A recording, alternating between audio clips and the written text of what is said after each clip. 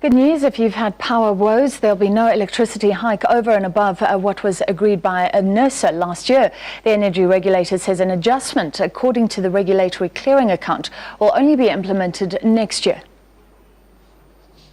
Eskom has applied for a review of the multi-year price determination tool, which applied between the years 2010 to 2012. Any shortfall or overcharging in those years will affect future prices, but they will only kick in next year. Every year, the power utility submits actual costs of operations to the regulator. These are then reconciled with projections contained in Eskom's tariff increase applications. At the end of every period, you then reconcile. You look at the actuals of what you've sold, at the price you've actually sold that power, and you actually come up with the revenue that you've generated. And if that revenue, there's a big shortfall between that revenue, NERSA allows you, in terms of what they call the RCA, reconciliatory account, they allow you to claw back that, that amount in the next period.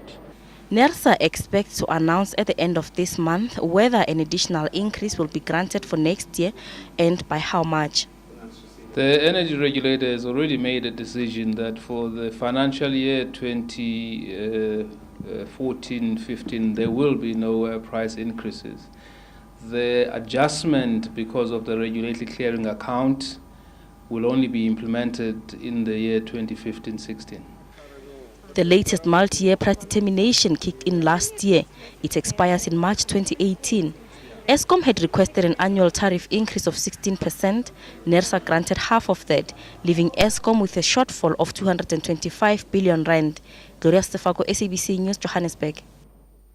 Still, South Africans could be in for load shedding this winter. Eskom says its power supply is under pressure.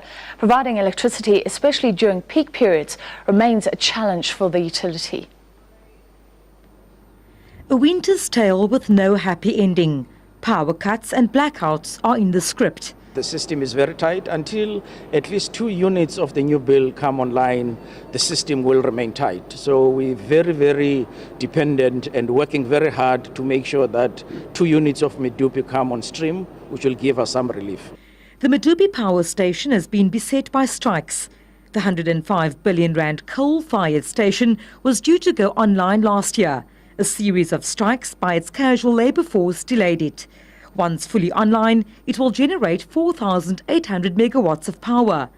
This week, the 14th annual African Utility Week conference gets underway. It will focus on finding solutions to Africa's energy challenges. Vanessa Puna, SABC News, Cape Town.